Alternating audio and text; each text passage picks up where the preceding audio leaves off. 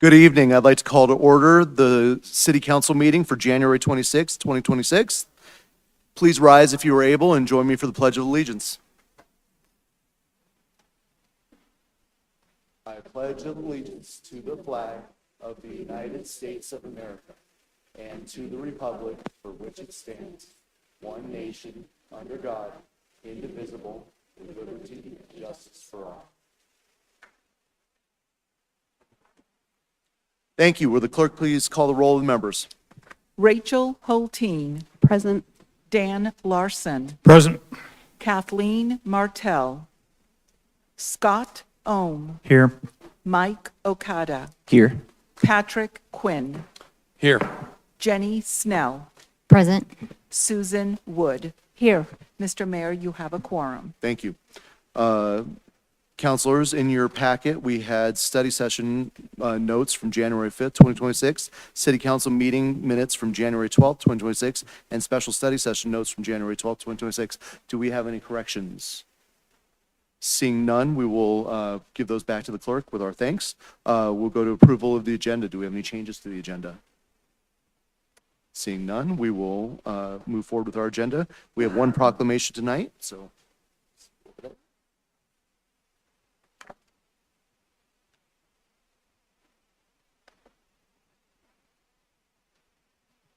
If I could have Guy Namias join me up here.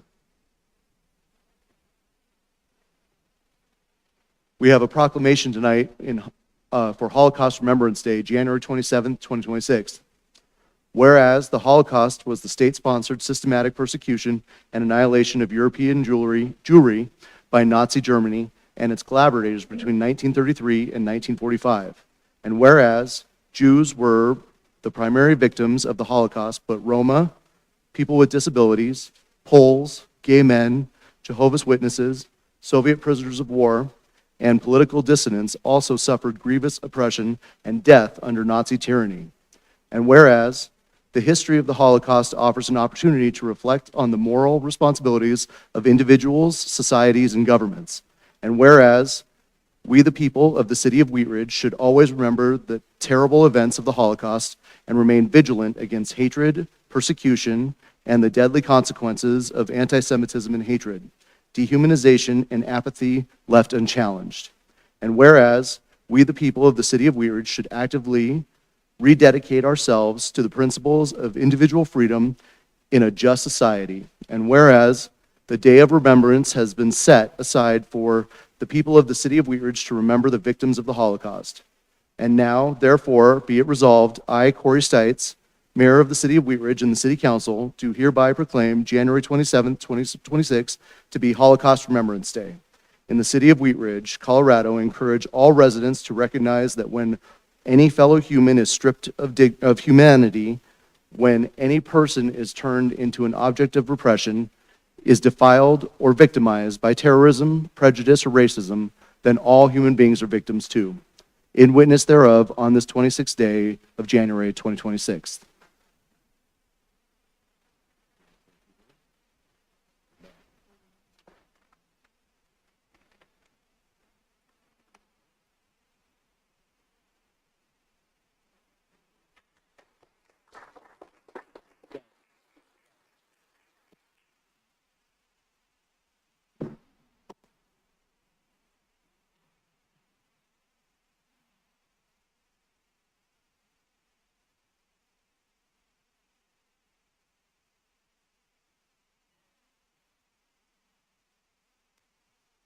We will now go to our public's right to speak.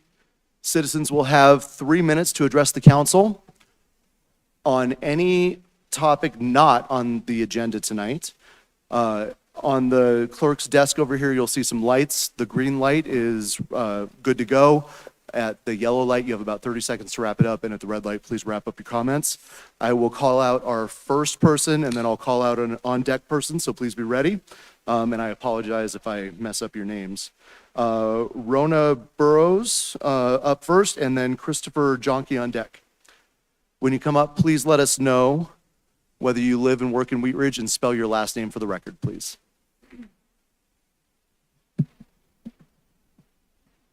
Rana Burrows, like Donna, but with an R. Yes, I live in Wheat Ridge. I'm a 1974 graduate of Wheat Ridge High School.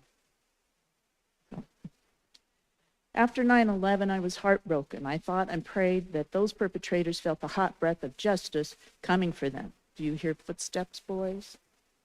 They finally did. Does DHS feel the hot breath of justice inhaling, ready to breathe on them? Do they hear the footsteps righteously and relentlessly walking towards them? If Minnesota, other states in the country, if they are correct, those perpetrators will begin to hear footsteps and feel the hot breath of justice on their necks. Justice is coming for the cabinet members and officials of the government who enjoy power for power's sake and do not care about moral compass, honesty, and most importantly, integrity. Justice, justice, justice is coming for you from the top man down. You cannot do whatever you want. You will face the worst consequences, top man, not jail, not just contempt, but disdain, dismissal, and dishonor. You, top man, will be forgotten as soon as possible because you are an embarrassment to the previously greatest country on earth. You did not make America great again. You have bowed her, defiled her, and knocked her promise down from the lowest people who come here to the greatest allies. We have taken your measure, and you are lacking. However, as Americans, we will get up, dust ourselves off, dismantle and destroy your poor policies, self-centered and self-serving interests.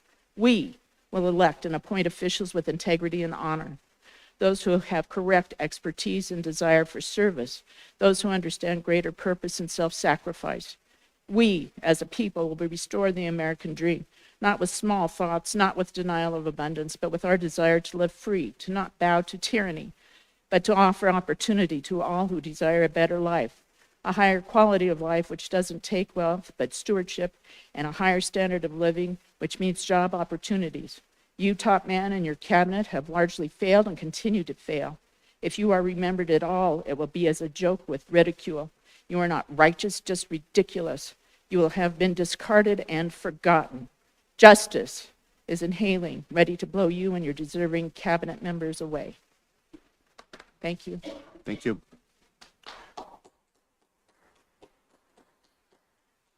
Thank you. Christopher Jonke up and Deborah Harper on deck.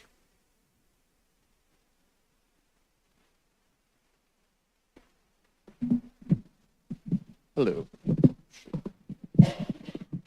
Christopher Jonke, president of Wheat Ridge. Hello, my name is Christopher Jonke. I appreciate your time this evening. I'm here to discuss some troubling matters that I believe the city of Wheat Ridge should be aware of and concerned with as it directly affects my neighbors and your direct constituents. To start, I'd like to take a moment to recognize the patriots standing up against an ongoing tyrannical assault in Minnesota as we speak. It's a constitutional crisis. We must acknowledge this as it will have a ripple effect across the nation if it is permitted to continue. These are brave and passionate human beings that are truly embodying what it means to be American by standing up for their community. I ask you, what are you doing to prepare and to protect the most vulnerable in our community when this assault inevitably comes here? On Saturday, January 3rd, a federal government official trespassed on my property under the guise of researching for the United States Census Department. Upon digging further into this is not normal. The United States Census happens every 10 years, last being in 2020, the next being in 2030. Patricia is a registered agent of the U.S. Border Patrol Agency. There's a complete government overreach that is happening in our community. I implore you to reach out to the Immigration Customs Enforcement Department as well as the United States Border Patrol Office to gain some understanding about why they are trespassing in our communities, on our properties, with no invitation of entry. I'm sure that we're not the only household in Wheat Ridge that has had an encounter like this. This agent was reporting out of the Lakewood office. This is a terrifying reality. It is fitting that today's meetings proclamation highlights Holocaust Remembrance Day. This brings up a rough history, as my wife comes from two families that were broken by the Holocaust in the 1940s in Europe. Her family has shared countless stories of their relatives' experience, as well as their own, so that we do not forget the atrocities that are seemingly overlooked as that generation begins to sunset.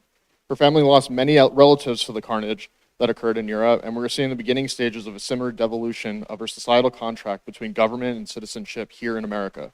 The parallels are too similar to ignore. Is this behavior condoned by my representatives? Who is funding the process?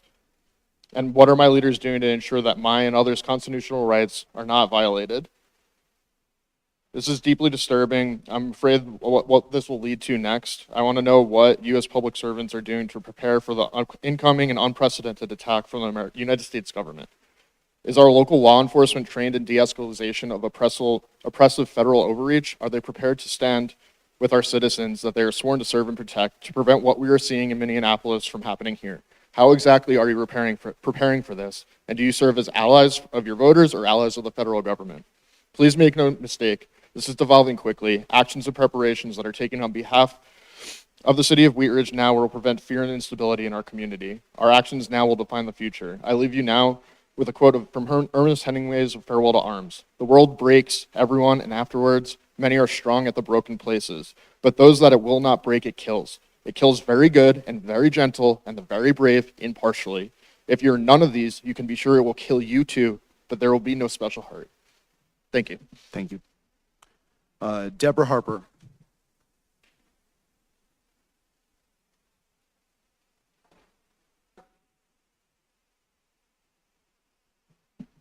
Good evening. My name is Deborah Harper, spelled Harper.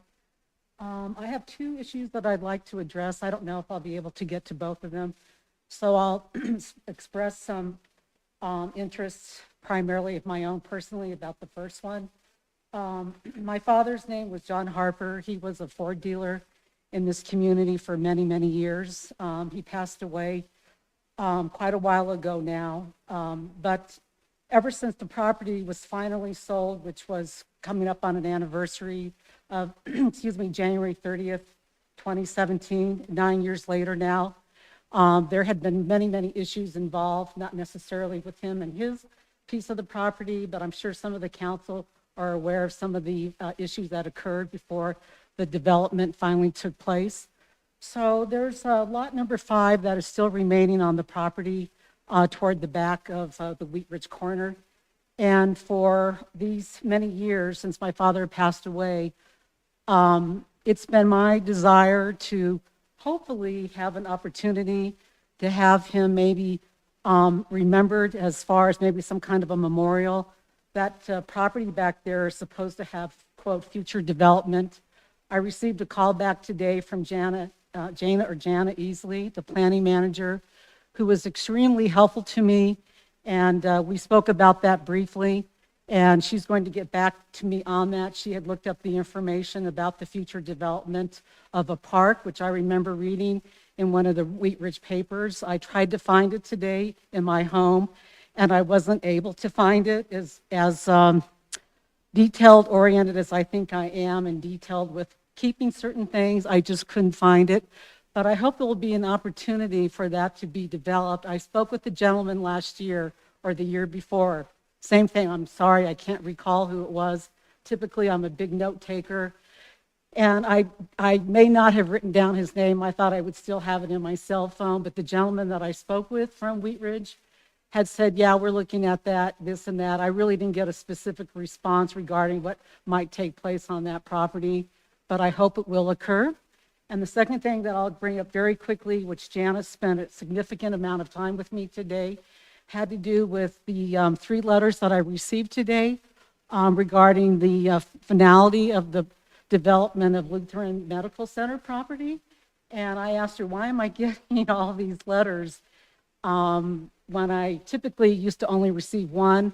The last 2 things that I did receive from the Wheat Ridge, city of Wheat Ridge, relative to the Lutheran development, I was receiving 2 pieces of mail, and today I received 3, actually 4, but one went to my address instead of across the street where I live, where there's another condominium complex. So I hope there can be some resolution to that, because she explained in depth, which was complicated, obviously, in the time she had allowed to tell me what the issues are with the Melissa data, et cetera, that's going on with that. So I hope that that can be resolved. That's not my main priority, but Good, thank certainly you. there's expense that really shouldn't be taking place on that. And so that's the second thing. And I just want to say, this is the first time I've ever spoken at the city of Wheat Ridge. I've attended meetings, but I am grateful for the opportunity to speak with all of you this evening. Thank you you. very much for your time and attention. Thank you. All right, we have nobody signed up online and nobody else signed up in chambers, so we will move on to our first agenda item. Counselor Wood, will you please introduce this item? Yes, consent agenda items. Number 1A, Resolution 02-2026 is a resolution adopting a First Amendment to Tax Increment Revenue Agreement between the City of Wheat Ridge and the Wheat Ridge Urban Renewal Authority, doing business as Renewal Wheat Ridge pertaining to the Lutheran Legacy Campus Urban Renewal Plan. Item 1B, motion to approve monthly payments to Pinnacle Assurance for 2026 workers' compensation insurance in an amount not to exceed $343,510. Item 1C, Resolution 03-2026, is a resolution authorizing the mayor to execute an agreement with Jefferson County Parks and Open Space to accept a 2026 Trails Partnership Program grant in the amount of $180,099.50 for asphalt mill and overlay rehabilitation at Anderson and Prospect Park parking lots. And then item 1D, Resolution 04-2026, is a resolution approving the Third Amendment to Intergovernmental Agreement to establish the Jefferson County Regional Crime Laboratory. Thank you. This is our consent agenda. Counselor Wood, can I please have a motion on our consent agenda? Yes, move to approve consent agenda items number 1A through 1D. We have a second by Counselor Ohm. Will the clerk please poll the council?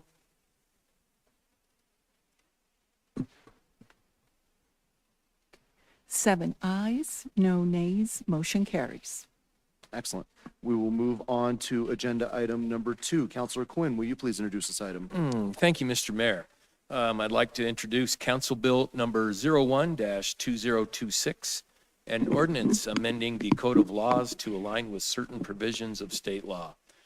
This ordinance amends the penalty authority of the municipal court for municipal code offenses, which are identical to state law offenses, including importantly, theft and shoplifting.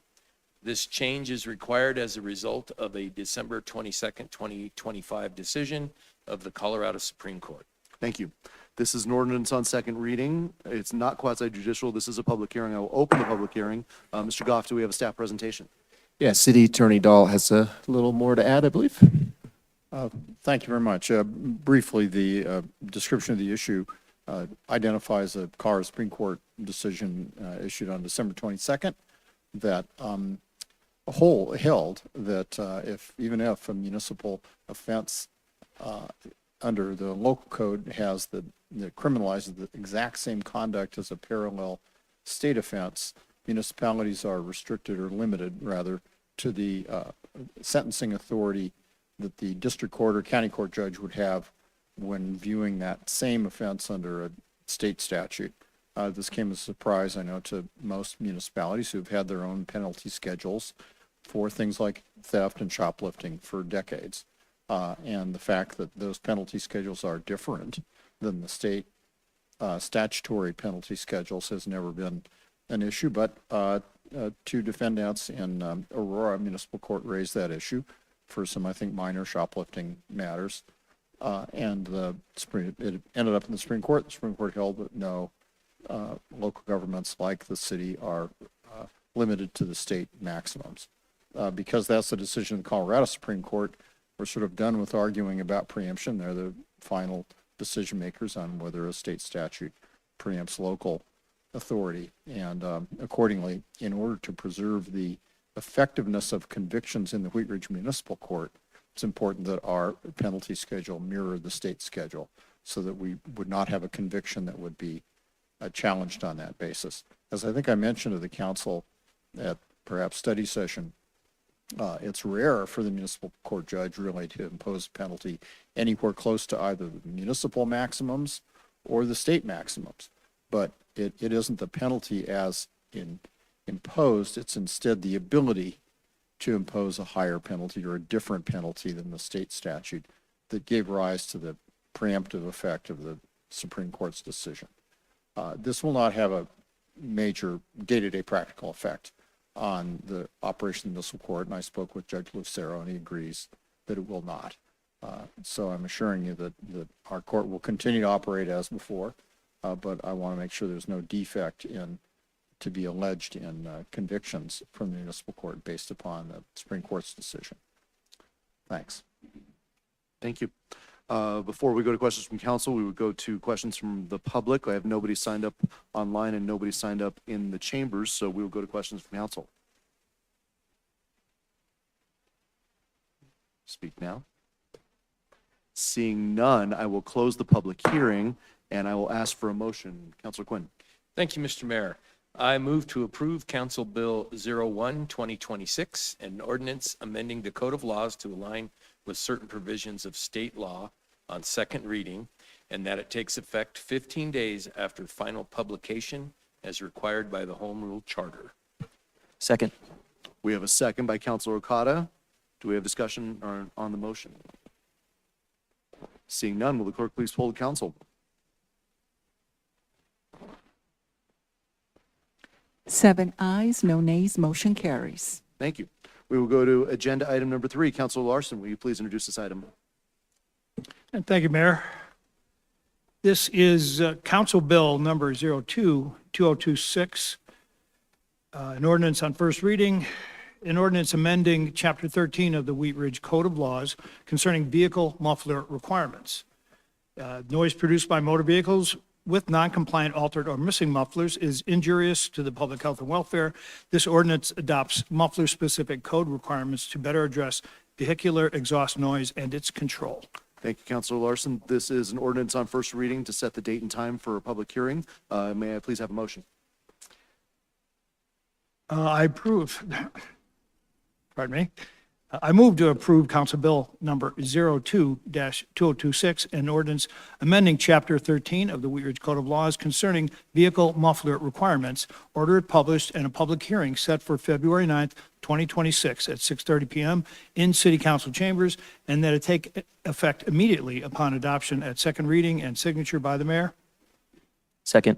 I have a second by Councilor Okada. Will the clerk please poll the council?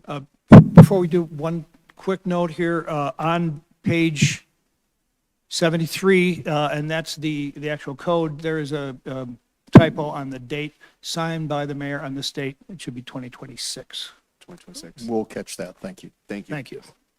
Okay, will the clerk please poll the council? 7 ayes, no nays, motion carries. Excellent. We will go to agenda item number 4. Councilor Ohm, will you please introduce this item? Thank you, Mayor. Motion awarding a contract to RVI in the amount of $636,100 and $100,000 for the West 38th Avenue Refresh Project.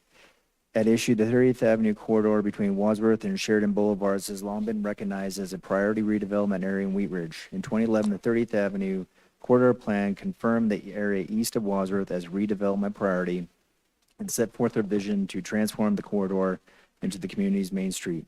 In November 2023, Wheat Ridge voters approved the 2J sales tax extension, which focuses on funding critical public infrastructure projects, including a refresh of 30th Avenue to achieve connectivity, safety, and placemaking goals. RVI Planning and Landscape Architecture was selected after a thorough request for proposal process as a contractor for this project. Thank you. This is a motion by the council. Mr. Goff, do we have a staff presentation? We do. Thank you, Mayor. Lauren is pulling up the presentation, and we actually have RVI, Planning and Landscape, here this evening. I'll let them introduce themselves, but they have a quick presentation of who they are, what the scope of work is in this proposal.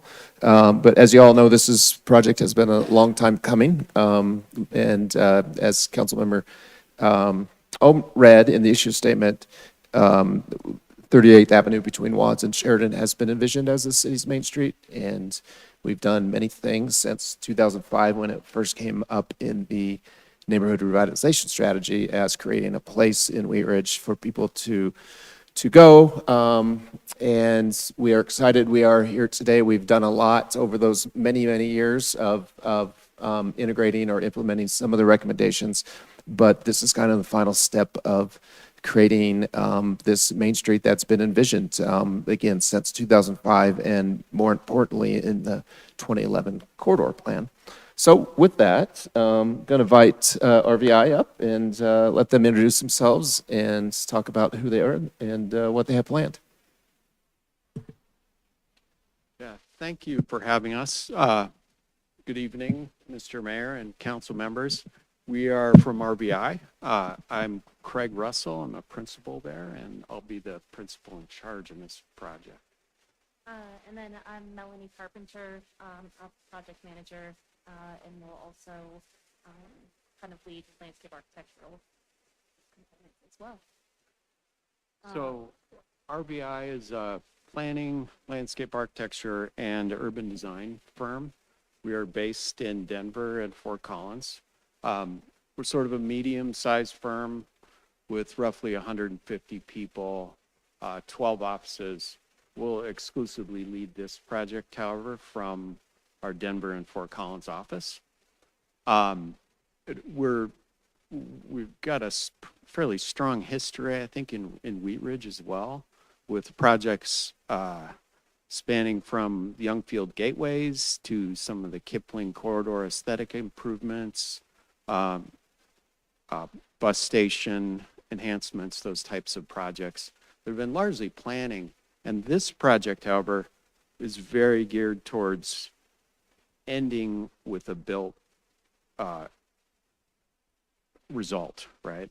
So our goal here with this project is to develop a little bit stronger, more consolidated vision that ends with a 30% set as far as we're contracted for currently. But that 30% set sets the stage for everything that gets built and sets the stage for constructing the project further down the road. So we really need to make sure that we've got an accurate budget and a vision that's supported by and embraced by the community. So part of our task is a little bit more focused outreach, primarily focusing on the businesses along the corridor. And I think you'll see some of our other work, which we'll show you in a second here, that kind of demonstrates the things that we've done in the past that have, I think, really sort of approached projects from this angle.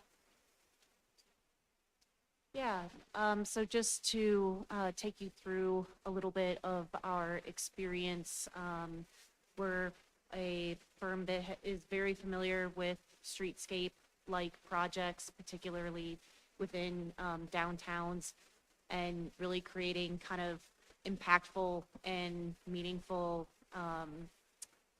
kind of impacts for communities. So up on the screen right now is 4th Street in Loveland, Colorado, multiple blocks through downtown Loveland. This project is definitely kind of on that transformative type of scale, really kind of focusing on that public realm and increasing amenity through that core downtown space. This project is actually under construction right now and kind of wrapping up.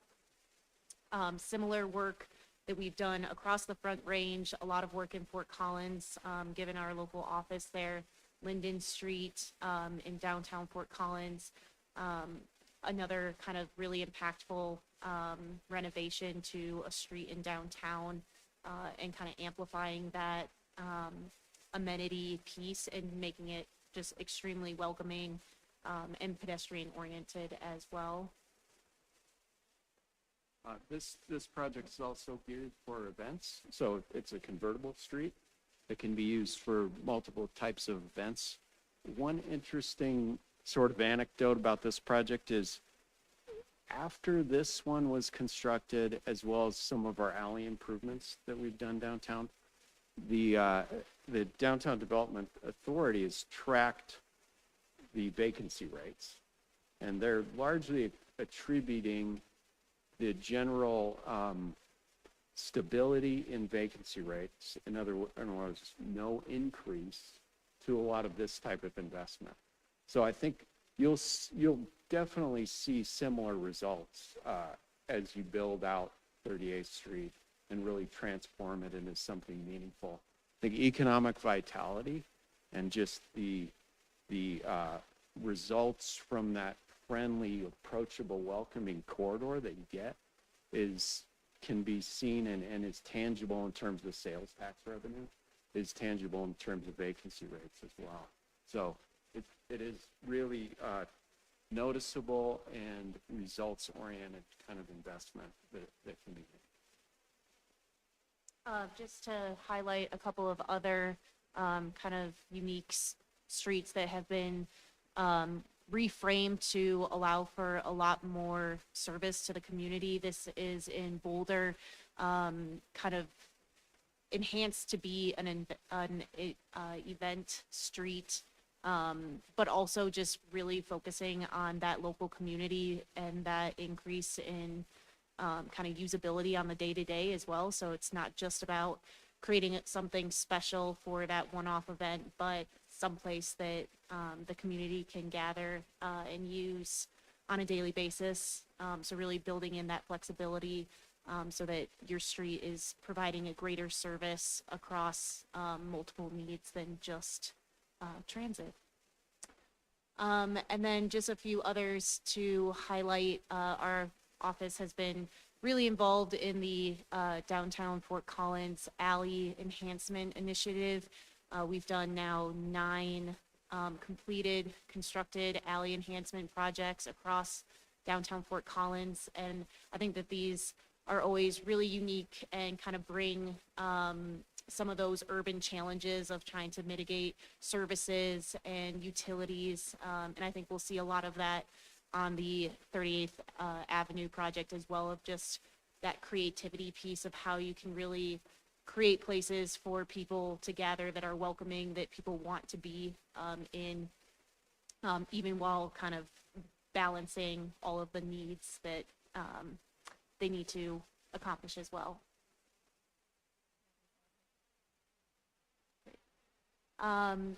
One of our active projects right now is in downtown Louisville. And I think what really a great commonality with this project is that kind of catalyst space that really gets pulled into the street, and how those two spaces really support each other. Obviously, kind of west end of the 38th Avenue refresh project site, you all have a really impactful green space now. And so really understanding the nuances of how those two spaces talk to each other and can really support each other, I think is something that we're very familiar with.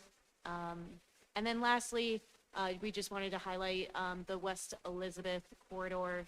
This is in Fort Collins, but I think has a very similar scale in terms of length of, we've got about a mile stretch that we're working on with this project. So similar in scope and size as West 38th, and just that familiarity to identify unique character zones, understand that when you're dealing with a road segment that long, that there really are kind of unique little pockets amongst that, and really responding to those thoughtfully is something that we're very in touch with. This project also has a strong multimodal component where we've integrated transit and bike lanes and walkability. That's pretty important, right?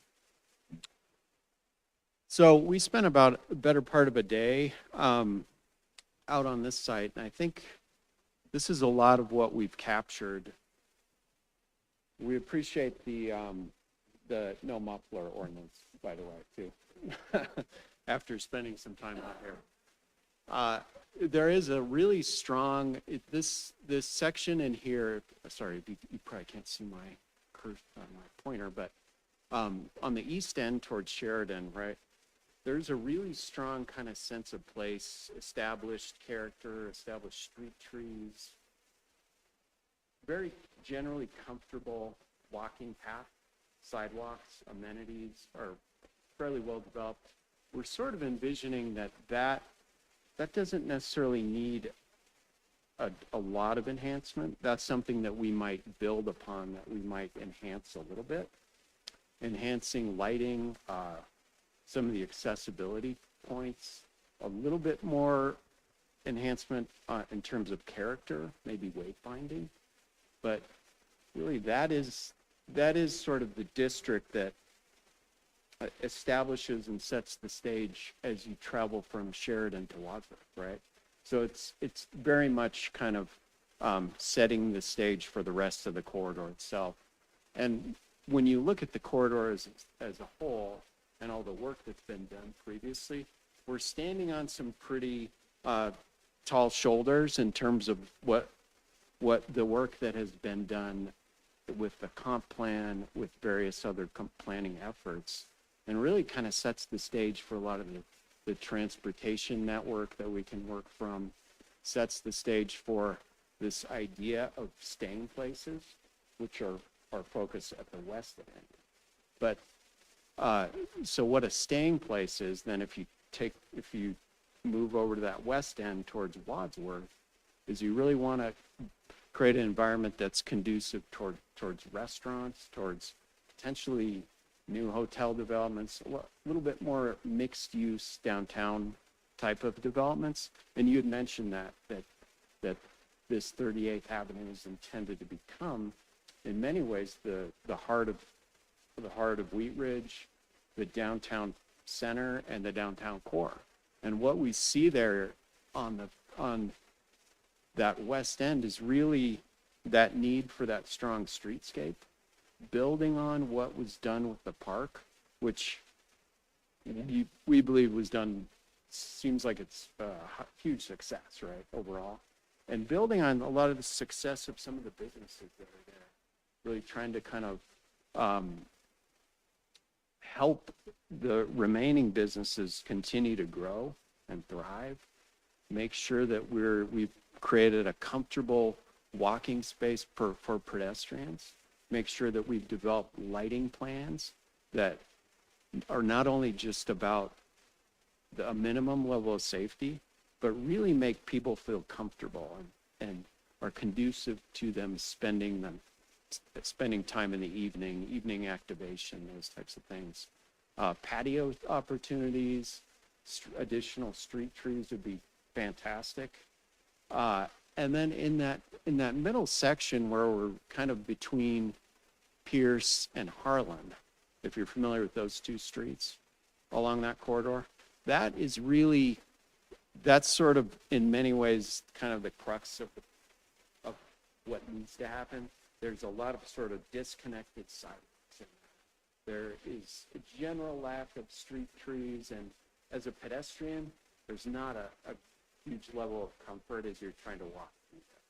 So I think our thought is really, let's create a strong edge through there. Let's really kind of focus on developing that comfortable walking space that's detached, that has street lights, street trees, and really starts to continue in many ways the character that was established from Sheridan to Harlan, if you think about it that way.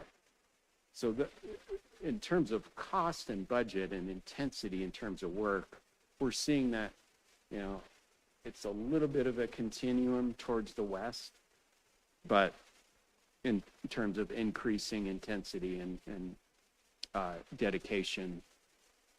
But that section in the middle is really key to really kind of helping that downtown potentially continue to thrive and potentially grow out to the east a little bit.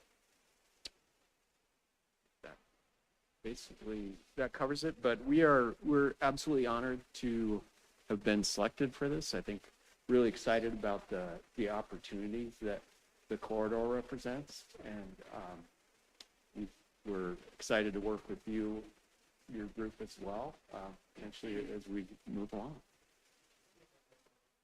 Oh yeah, we do. That's right. Yeah. And I can touch on that briefly. So just really high level kind of project timeline overview. We'll be working at this for the better part of a year. We'll start with a very robust analysis phase, really focusing on understanding the corridor, understanding what's there today, so that it gives us a really strong foundation for visioning and kind of a launch point to see where those gaps exist and what needs to be done to get the most out of our project budget. We'll also kind of move from initial visioning into kind of this draft conceptual phase. And that's really testing options, testing ideas. Are kind of, you'll see engagement really picks up during this phase, and kind of engaging with those stakeholder groups to make sure that we're getting all of the voices that need to be heard as we weigh what feels the best. We'll take all of that feedback to develop a final concept design. And so we'll go away for a little bit to kind of filter through all of that feedback and kind of turn it into this preferred concept design. And we'll have another round of engagement to kind of check that. So I think it's always to kind of do a cyclical approach with engagement, always go back to the community, make sure that we interpreted their feedback correctly and your feedback correctly, and you're seeing the adjustments that you'd like. And then to kind of polish off the end of our this initial phase of the project, Craig mentioned the kind of the documentation side, the 30% design, but also task 5 is this evaluation piece. And so we'll take a little bit closer look at phasing, funding, those types of more kind of technical, logistical components to help lay the kind of outlook for how to get this done. So. That's it. Mayor, that's our staff presentation. Any Okay, thank you. questions? Looks like we have no questions from the public, so we'll go to questions from council. Councilor Hulteen. Okay, Councilor Wood. Nice presentation, and it sounds great. You talked about outreach, and I can tell that that's definitely a focus of your work. But I thought I would ask if you might just expound on that a little bit about if you thought further toward what stakeholder groups, for instance, maybe a little early in the planning, but I thought I would ask. Yeah, I'm happy to talk about that a little bit. But so within RVI, what makes it really cool, kind of put them into little, I guess just smaller focus groups to get a little bit better feedback. So we'll do that at the beginning of the project so that those groups are constantly being communicated with throughout, and we'll have different touch points for each of them. Yeah, sure. So it's just, it doesn't always correlate.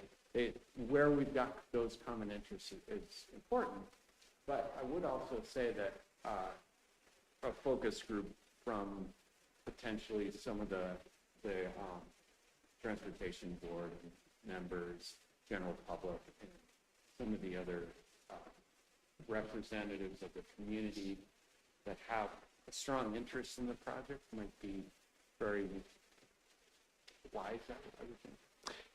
Yeah, and it wasn't staff's intention, unless we hear differently from council, to do a full citywide engagement program. We've been engaging the community on this for 20-some years. I think we hear many times from the public, at least I do, just do it.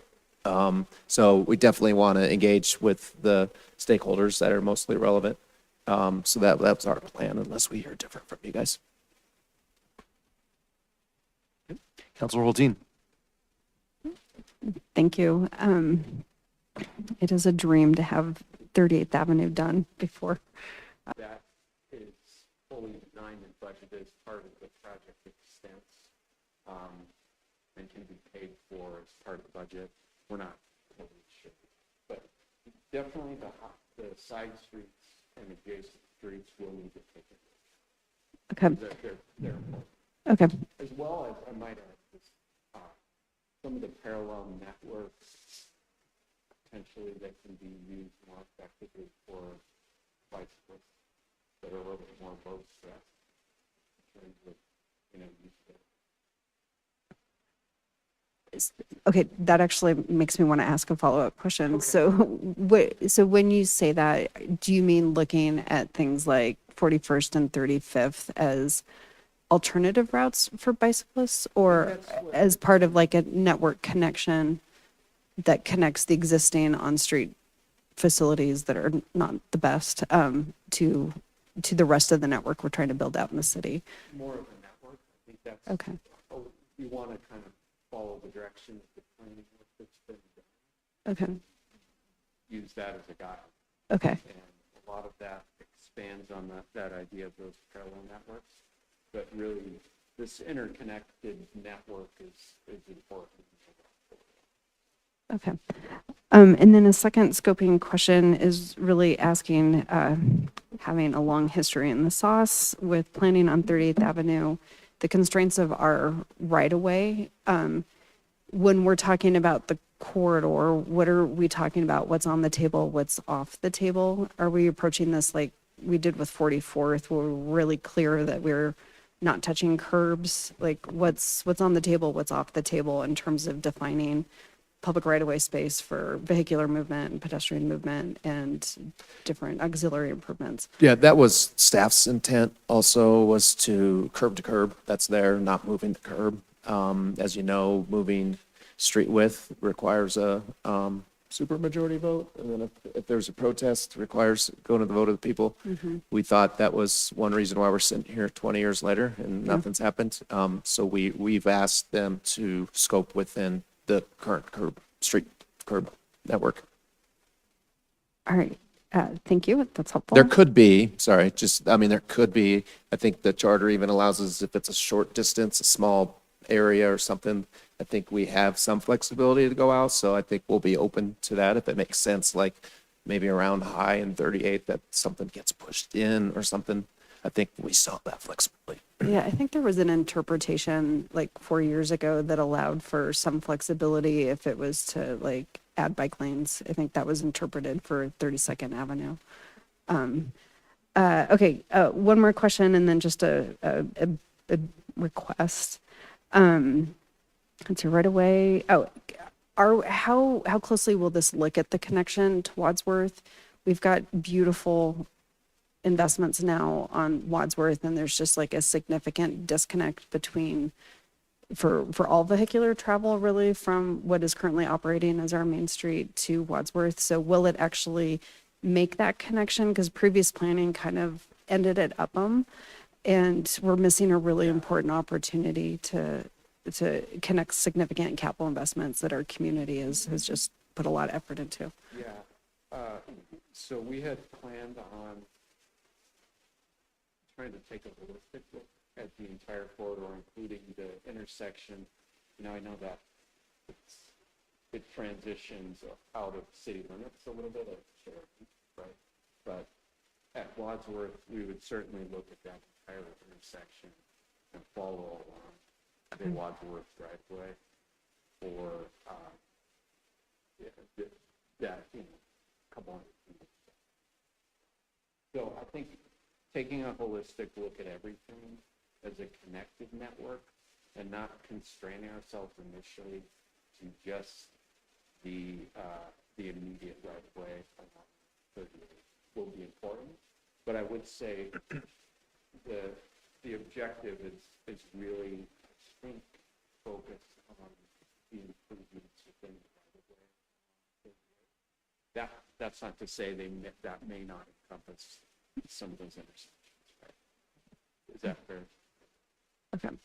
And then I asked this in 2014, and I'm going to emphasize cleaning up the language around, is this a main street or is this a downtown? Those, I think, bring forward two very different images.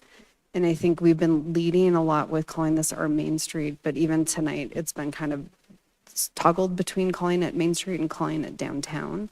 And I just think it's really helpful for us in communicating what this is. Like downtown, I think just brings a different image. And so I would prefer Main Street, but either way, I think recognizing that those are not interchangeable terms to most people in our community, and like bring forward the time line that a real robust engagement would require here. I think it's okay, but I think we need to be mindful of at least letting people know that there's a history, and that history actually, both planning visions came up with the same vision. So we have some clarity on like some frameworks for this moving forward. So anyway, thank you for presenting tonight, and excited to see what this looks like at the end of the year. Thank you. Counselor Alm. Thank you, Mayor. And thank you for the presentation. I'm really excited about seeing that 38th have some vision, some connectivity. It is very disjointed. And a couple questions I had were, one, I know CDOT is doing a study along Sheridan. Are you going to look at anything, at least in the analysis, as far as that intersection crossing Sheridan from Denver, Yes. to Wheat Ridge? Absolutely. I think we had scoped this with a fairly intense analysis phase. So Mead and Hunt, who is also working on the west leg of the 38th corridor, there are traffic engineers, civil engineers. And I think much of what they'll be doing is looking into that, as well as things like parking studies. Some of those level of service analysis will be really key to understanding how the corridor works. And I know we've got some of that, but we'll need to build on. We'll need to build on that. But absolutely, I think the intersections at Sheridan, intersection at Wadsworth, they're pretty critical to the functioning of the overall corridors.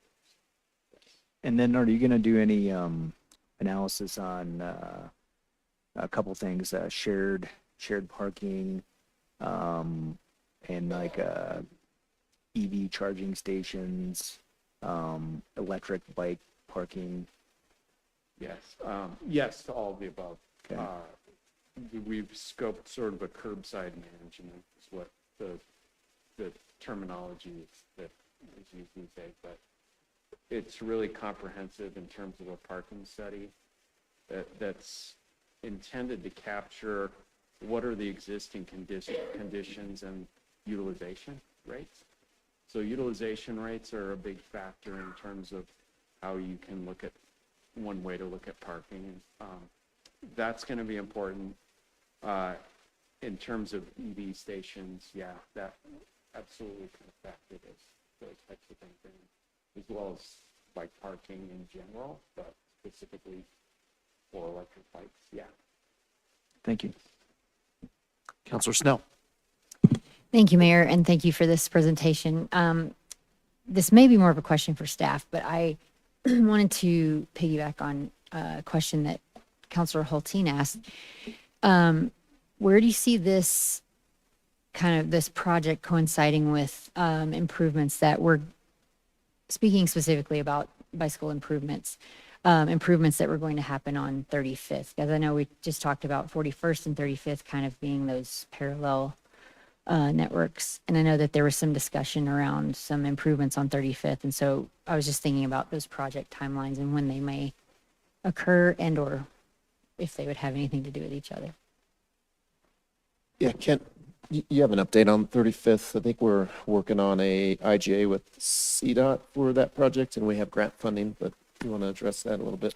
Yeah, we're working with CDOT right now to get the request for proposals out for the 35th multimodal. So that'll be the next thing that goes out, but we do need their concurrence on that proposal before it does go out. And So that will be, the first phase will be design right after that, and then construction after that. So probably a design might be happening similar timeframe. That's great. Thank you. Any other questions from council? Counselor Okada. Mayor Pro Tem's comment about the distinction between Main Street and downtown is ringing in my head a little bit, mostly because as a layperson myself, I'm not seeing much of a distinction. I'm sure there is, and I want to see what the experts have to say to help educate me about a difference between those two. Yes, I would agree with Mayor Pro Tem, I would agree with your assessment that generally Main Street connotates that a little bit smaller scale and more friendly set of storefronts. Downtown can be, I think a completely different scale to some people can mean that it's not just really about people, places, and gathering and storefronts and that kind of thing. It's a little different, could be a little bit different in terms of the land use and the types of buildings and the types of spaces. So I appreciate that comment as well. And I think that's what we will use moving forward. Thank you. That helps. Thank you. Councilor Larson. And thank you, Mayor. The first question is for staff on the fee estimates survey page. That it looks like page 133 on sub-consultants. Can you explain why we are spending $90,000 on a right-of-way survey? Might be better question Yeah, for a consultant. So part of the objective of this project is to set the stage for our initial construction documents. And really, it's really critical that we know where utilities are, we know exactly how high a curb is, we know what the grades are, and that we know where curbs are located. Every sort of improvement along the corridor, I think, has to be pretty precise for us to generate an accurate estimate. But not only that, create plans that are constructible and don't result in setting us up early for change orders during construction. And in our experience, the downtown or intense urban projects or anything of this nature that has some history to it oftentimes have utilities or have a lot of underground networks, just conditions that are challenging for us, right?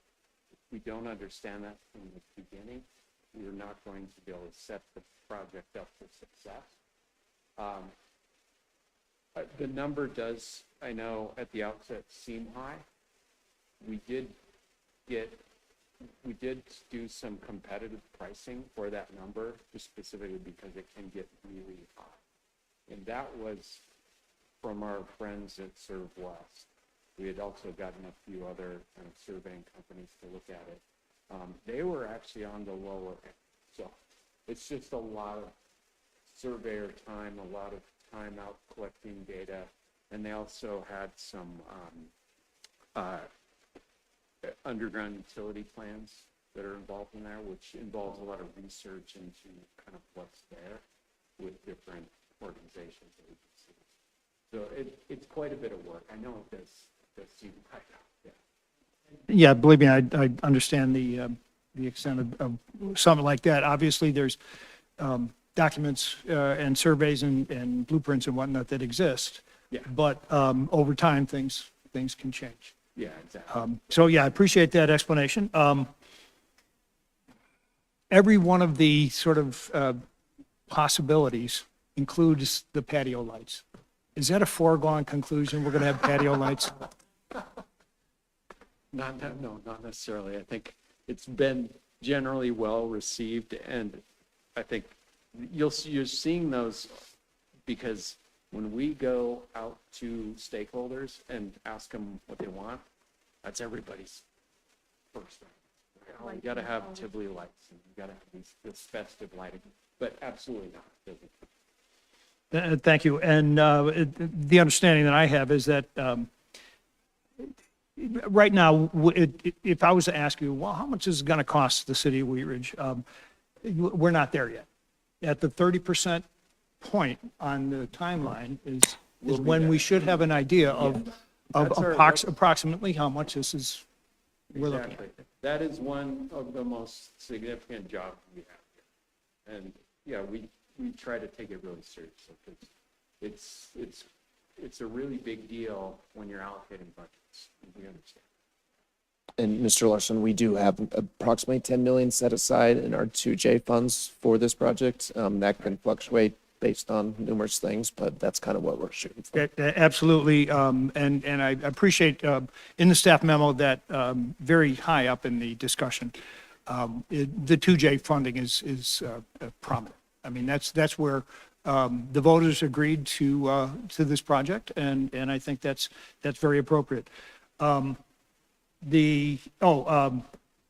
In your discussion when you have discussions with the businesses along there, it seems to me that parking and the concerns of the businesses along there will be probably the first thing they bring up. If you drive along 38th, you can see where a strip mall will have no curbs and completely open parking and no sidewalk. And half a block down, you'll have more traditional where you've got curbs and restricted parking and that sort of thing. You're looking at a real stew here of different sorts of parking options. How do you open that conversation with the business owner? Well, we need to first do it with accurate data. In other words, how does parking work and what's sort of the general utilization? And what are then some options? We don't want to go in with a preconceived notion of how to solve the problem, but we need to do, that's why it's critical that we go through that analysis phase to really kind of study that and figure out where our options are, right? It's possible that some of those parking areas could be shared. There could be shared agreements between different property owners. I think you can go down that corridor right now and you can see one parking lot that's half empty and another parking lot that's half empty next to it. Where can we get some efficiencies, those types of things? How can we really maybe encourage that so that things like sidewalks and other improvements can be brought into equation potentially? I'm just throwing that out there as a possible option. I appreciate that. It gets pretty thorny when you, especially if you're considering installing a curb and a sidewalk where there is not a curb and sidewalk now. Yeah. But I think for the most part, people understand why you need sidewalks, especially on a main street. I look forward to this process going along and hearing what our business owners are concerned about. So I'm sure they're just as anxious as anybody to see how this evolves. Yes, they typically are the most interested, and because it has such a direct effect. And you're talking about one of the primary revenue generators for the city. It is, yeah.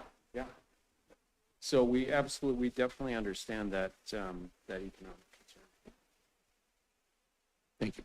Seeing no more questions, Councilor Ohm, can we please have a motion? Thank you, Mayor. I move to award a contract to RVI in the amount of $636,000 and $100 for the West 38th Avenue refresh project. Second. And we have a second by Mayor Pro Tem Hulteen. Do we have any discussion on the motion? Seeing none, will the clerk please poll the council?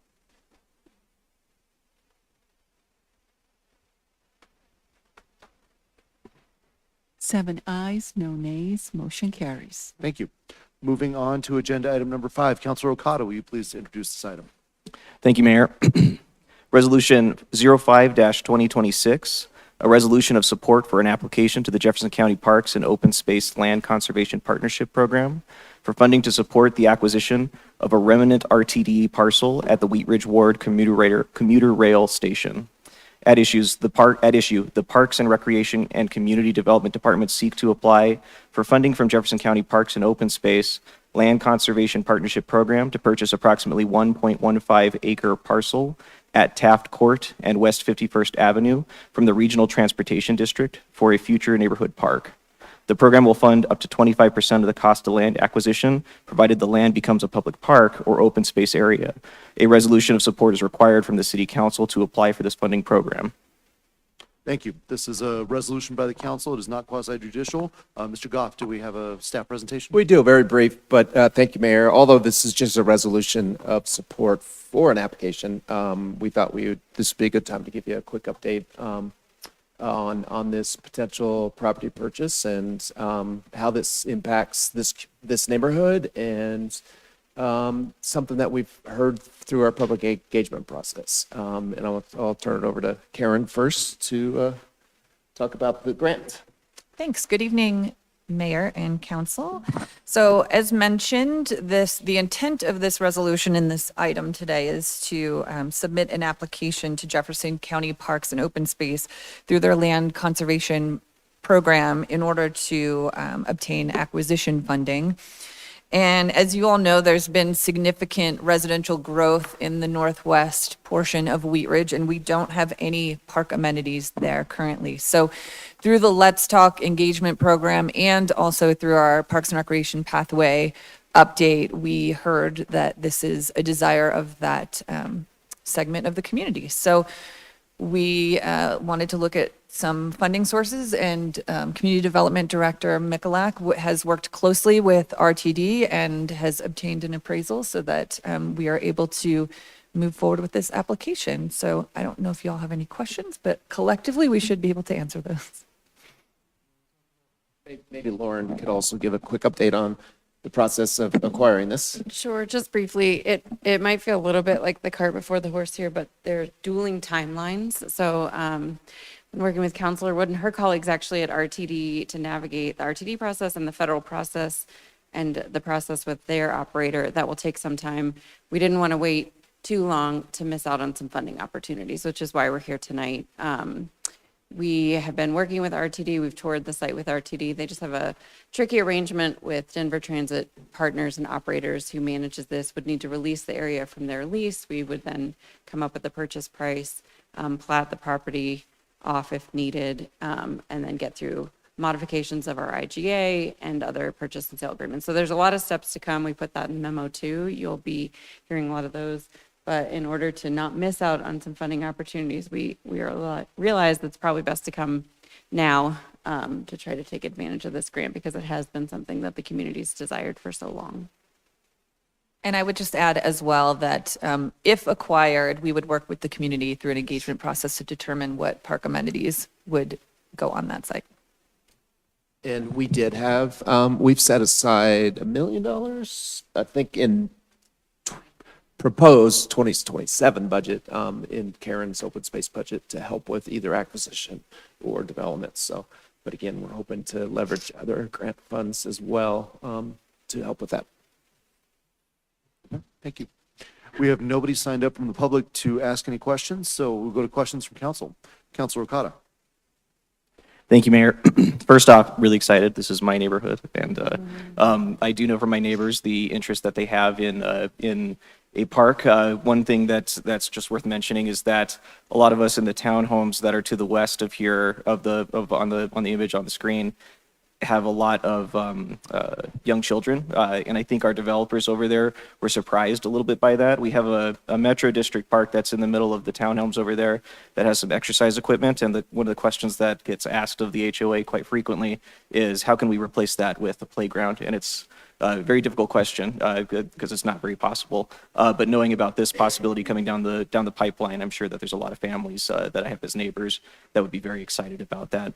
I do have a couple of questions about this, mostly about one's very procedural, and I doubt this is an issue, but when we looked up the parcels that are in question, there's a couple strange things about it. The first thing is that, and in the document it mentions that there's two parcels that are a part of it, but the resolution only refers to one. Would there be an issue, a potential issue of that being unclear in our application? I doubt it, because it seems like it would come down to a single letter, but there's two parcels that are involved in this, it seems. That's a good question. We'll double check that before we submit it to Jeffco Open Space. I think they're accustomed to seeing applications at this early stage. There are two parcels that make up the RTD property, they do not align with the improvements that are there today. So we can make sure that that's clear when we apply to Jeffco. Okay, and that addresses a little bit of the second question that I have. Those two parcels are very strangely shaped. Yes. I imagine that might have been because RTD may have had a different plan for how they were going to be approaching the parking over there. But mostly for the process of this application, I imagine that the shape of those parcels also is not particularly a problem with the way that we're applying here. Correct. Okay, yeah, thank you. Any other questions from council? Counselor Wood? Yeah, I think I should say that I am aware of this, and I do work for RTD. So I think I should just in full disclosure honor that and say that. I am not in a position at RTD to influence this in any way or be a decision maker in this process in any way, and see no real reason to recuse myself from this. But in full disclosure, I wanted to get that out there, and if the feeling is that I should recuse myself, I certainly will. Thank you for mentioning that. Not necessary. It's clear there's not a financial interest involved. It's not a quasi-judicial matter at this point. It's a program of the city, and there's no conflict in the fact that you know more about part of this world as a result of your other job, but that doesn't trigger a financial interest that would implicate the recusal requirements in the charter. So thanks for the disclosure. I think it's important people hear that so that questions don't come up later, but to do it early is good. Thank you. Any other questions from council? Seeing none, Councilor Okada, may we have a motion, please? Thank you, Mayor. I move to approve Resolution 05-2026, a resolution of support for an application to the Jefferson County Parks and Open Space Land Conservation Partnership Program for funding to support the acquisition of a remnant RTD parcel at the Wheat Ridge Ward Commuter Rail Station. Second. I have a second by Councilor Snell. Do we have any discussion on the motion? Seeing none, will the clerk please poll the council? 7 ayes, no nays, motion carries. Thank you. Moving on to agenda item number 6. Councilor Snell, will you please introduce this item? Thank you, Mayor. Yes, this is resolution number 06-2026, a resolution amending the fiscal year 2025 general fund budget to reflect the approval of a supplemental budget appropriation in the amount of $381,881 for contractual building division services. At issue, Charles Abbott Associates provides contractual building division services for the city.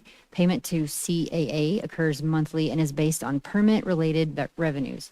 The 2025 budget approved $868,000 for building division services. However, actual permit activity exceeded estimates, resulting in higher contract expenses.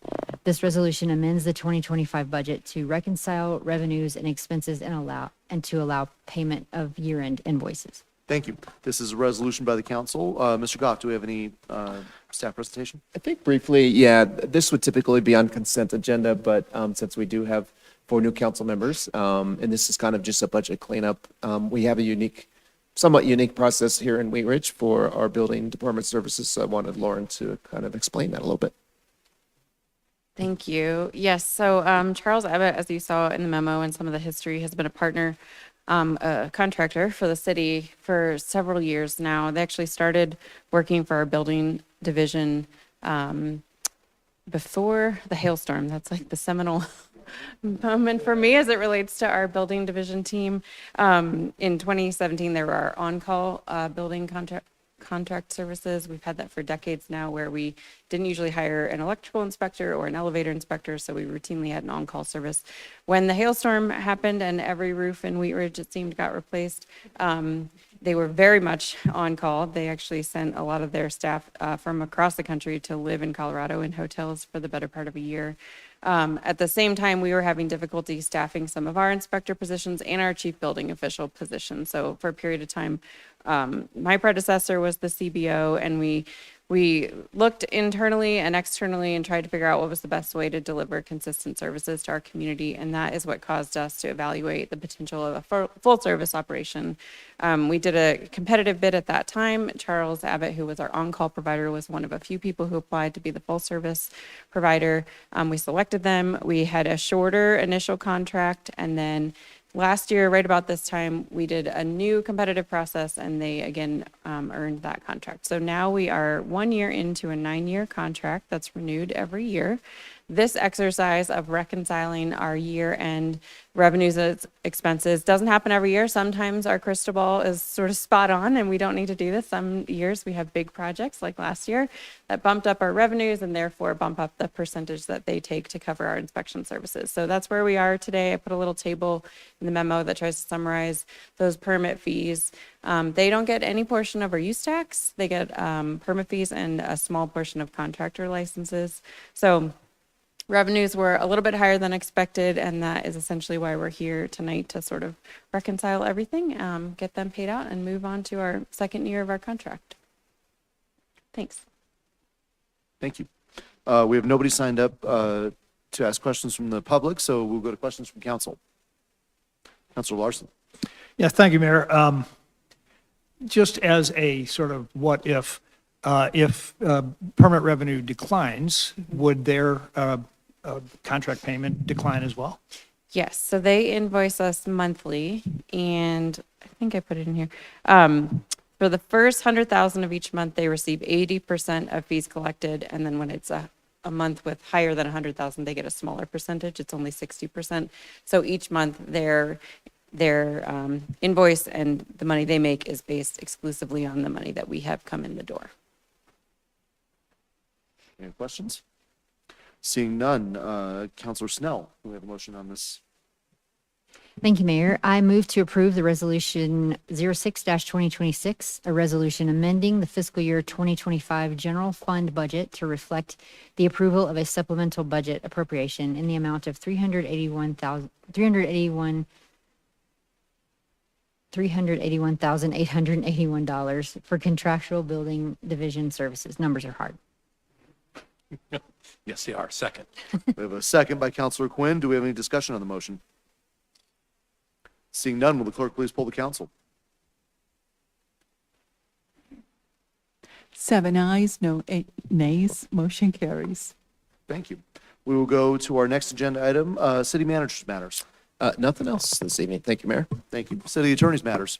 One quick item, council, you will have received from me, you did within the last week, a short memo on the city's administrative pause of the 2024 telecommunications tax that the city has. And I just wanted to make certain that if you had any questions, you're welcome to ask me those now. You can ask me them later or by email in any way you like. I described in the memo that there was yet another Colorado Supreme Court decision we have to respond to that invalidated a Lakewood tax. It's very similar to the city's. Doesn't mean the city can't impose a telecom occupation tax, but just not the most recent one. That council, those of you that were here not long ago will remember we went through quite a bit of work redesigning that and trying to make it more equitable, frankly. No good deed, I guess. That's the version the Supreme Court, or similar to Lakewood's, that the Supreme Court said, that's a new tax under Tabor. We don't respectfully think it is, because it really doesn't materially increase revenue. But Supreme Court saw it differently, and we're looking at how to restructure that tax. But meanwhile, the solution was to merely revert to the pre-2024 version, which was different and thusly not within the scope of that Supreme Court decision. So we're able to collect the tax, just not in, frankly, what we believed was the improved way to collect it.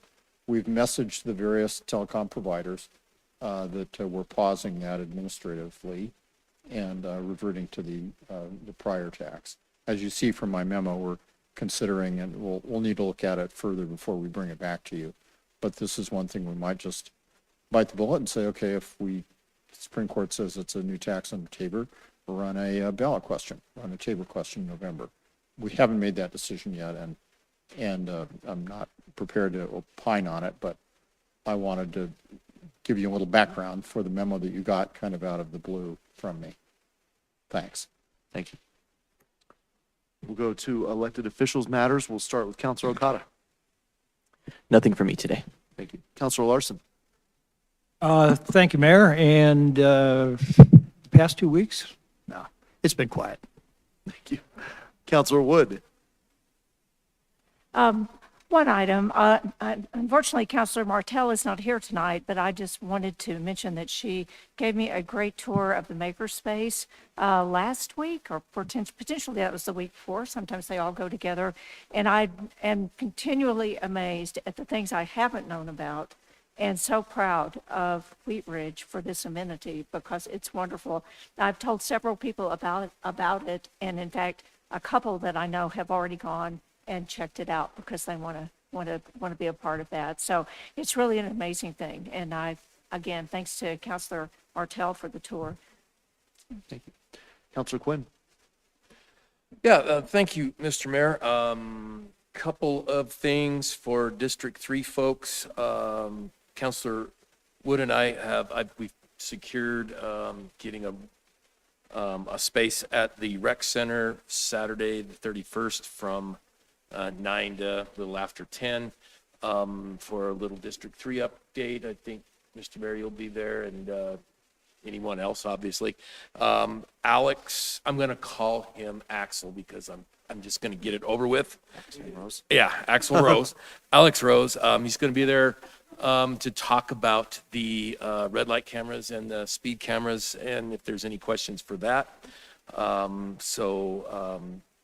I'll be our first one, so I'm sure it'll be smooth as glass.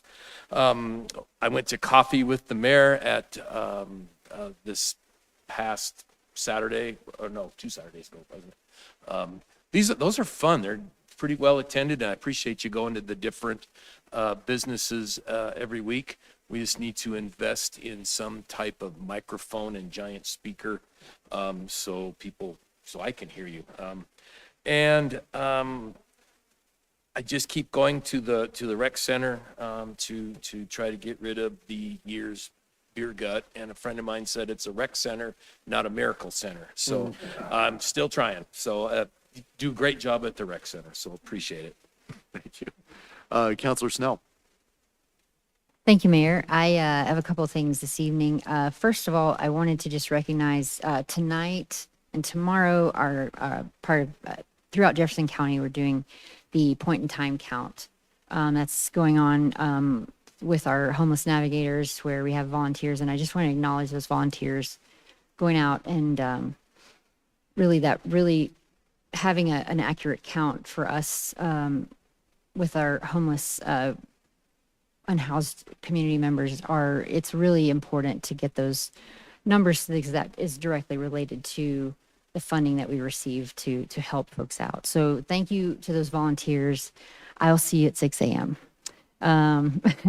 I also wanted to just acknowledge Axel Rose also for attending our coffee. Councilor Martell and I, our office hours last week, Alex came over and had a great chat. And so Councilor Martell and I are continuing those.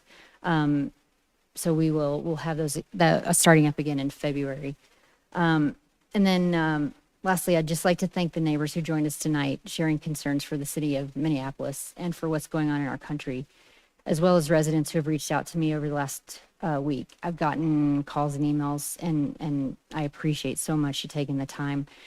By and large, the message that I'm hearing is concern for your neighbor, and that is hugely important. And it shows me that Wheat Ridge is a place where people care about each other. And that's important during a time when a lot of communities are hurting. I'd like to acknowledge the impact this moment is having on our neighbors. Many folks in our community are watching events unfold with concern and feeling a sense of unease. And I hear and share those concerns. I understand that community leaders are responsible for listening to and advocating for residents with the foundational right that all people should feel safe and secure in their communities. So know that your concerns are not taken lightly, and we're taking steps to get some more information out to you. So thank you so much for your time and for reaching out. And please consider that just an open invitation. Continue to reach out. Thank you. Thank you. Counselor Ohm. Thank you, Mayor. This week I got to attend the Jeffco EDC Board of Directors. We looked through nothing real exciting. We looked through all the financials. Appreciate thank you for the appointment, Mayor.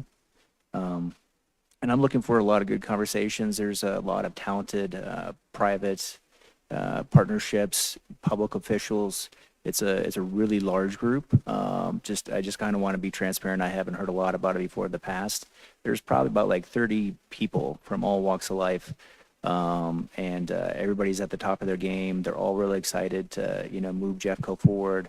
And I am just really grateful to be there. We meet every other month. They've changed it used to be every month. It's every other month. But really looking forward to that. And then I do want to share that I have a brother that lives about 40 minutes from Minneapolis, and a niece and a nephew. It's a tough time, and I share my thoughts with those people, and I just keep thinking that, I think about something really important is that we really need to be the light through this darkness. Kind of paraphrasing MLK, and it's really tough. I know a lot of people are really frustrated right now, and we need to keep cool heads and stay united. And so it's those are heavy things, and they're tough, and we're gonna have more conversations about that. And our community is relying on us to step up and have some good conversations about that, and we'll have more on that later. And then on last week, I attended the chili cook-off. I did not cook any chili. I've never won anything making chili, so I stayed out of that. But what a great group that was there. I saw Councilmember Martell was there. Everybody had a great time at the Grange. I just really want to shed a light, how important having that Grange to us is. In my mind, I just keep wanting to make that more ADA accessible. And so I will keep talking about that, and I know that that's something that's going to be tough, but we are just really lucky to have that. Thank you. Mayor Pro Tem Hulteen. Thank you. I've got a couple things tonight, and I just want to share before the meeting tonight. One of the staff members sitting in this, or who was sitting in this room earlier, confirmed pronunciation of my last name. And I'm just laughing because my last name is in fact pronounced Hulteen, but I often say Hulton if people need to spell it. So if you ever hear me mispronounce my own last name, I'm doing that as a favor so you can spell it correctly. So I've got a handful of things. First of all, I just want to recognize Holocaust remembrance acknowledgement that we had tonight. I just remember it's one of my earliest memories as a little kid of sort of my awareness of history. A lot of my friends were Jewish growing up, and the events that happened during the earliest 20th century, like, just go down generations and generations. And so it is living history in our community. I also want to, you may be the 6 a.m. shift. I'm the 9 a.m. shift tomorrow. So bundle up. I am looking forward. I've done the point in time survey before. I think it's really valuable experience for anyone serving our community to have firsthand interactions with people who are part of our community that are struggling with housing and homelessness. The Dr. Cog board last week, it was a doozy of a meeting. It was very long.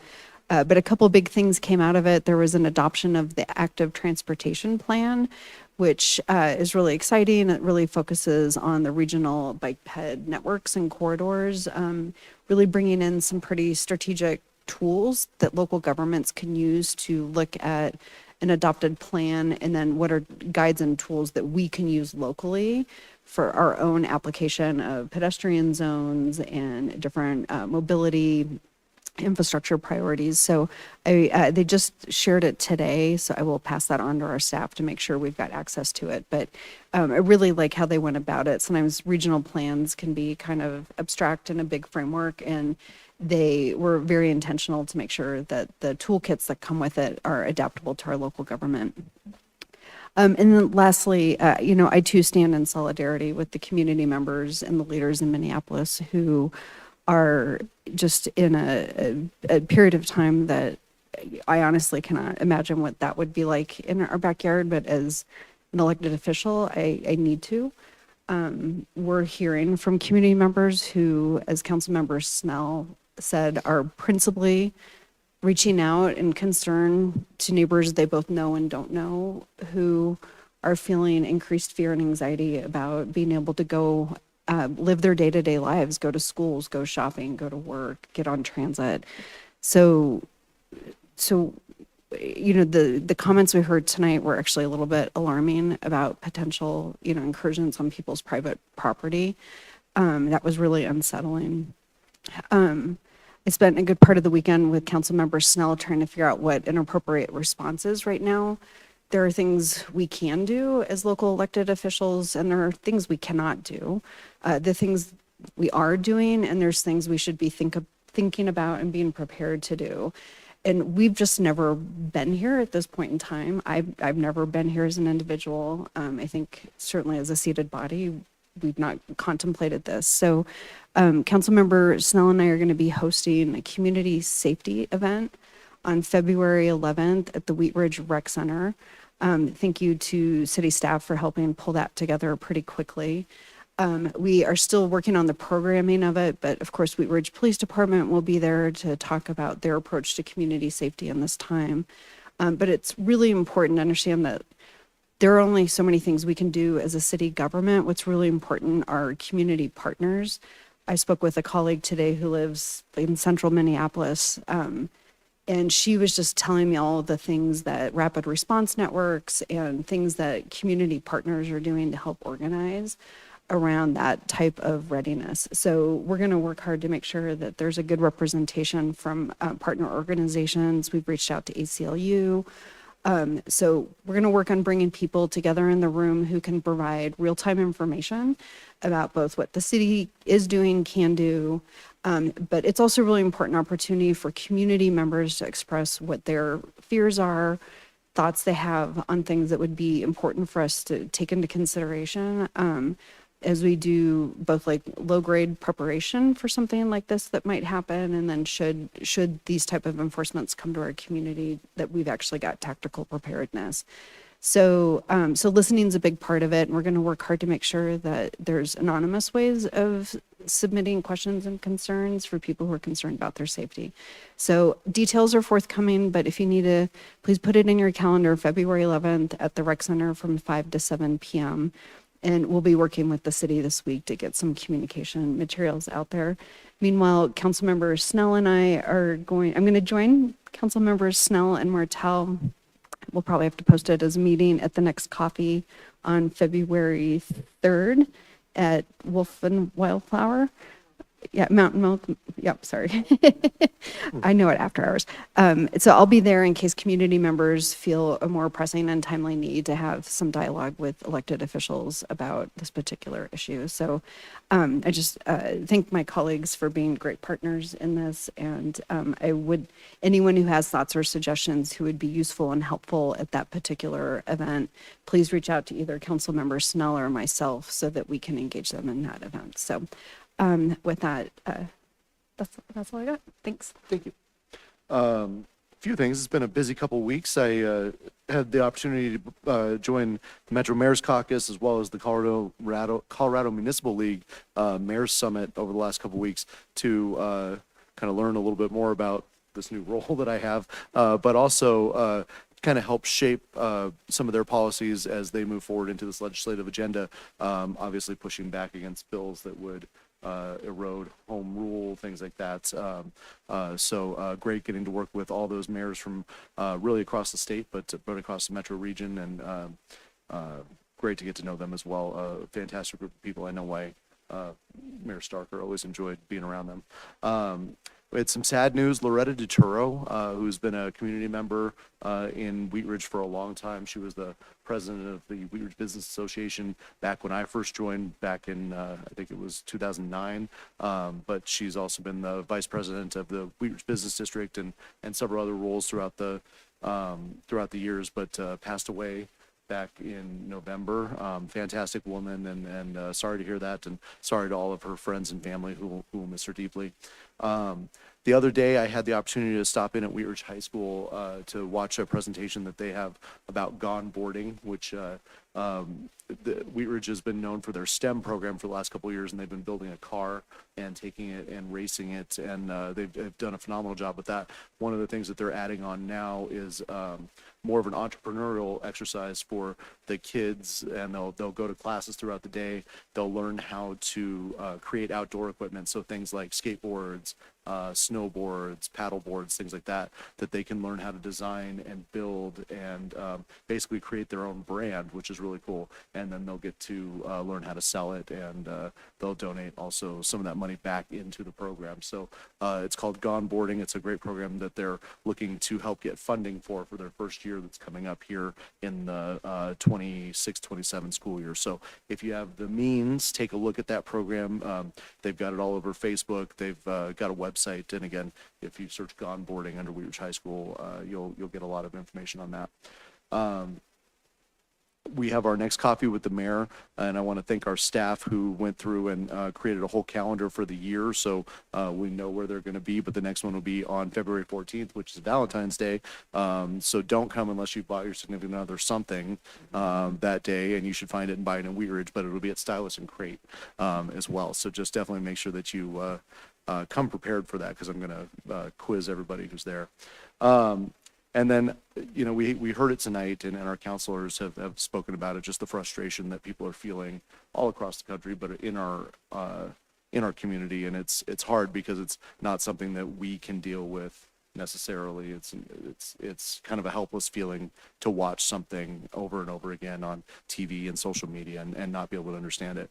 My suggestion is to take that frustration, take that anger, and put it into this community and channel it in a positive way. So I think it's one of the things that we are seeing is that people of Minneapolis and Minnesota are taking care of each other, and they're looking out for their neighbors, and that's something that's I think that Wheat Ridge would do absolutely if we were in that situation. So finding a way to help your neighbors, finding a way to look out for them in any possible way, shape, or form is what we should be doing right now, and making sure that Wheat Ridge, our little slice of the world, is the best possible place we can make it. So having said that, we will adjourn our meeting tonight. It is 8:10. We will be back here a week from tonight, February 2nd, for a study session where we will be interviewing the large list of people who applied for the city clerk's position.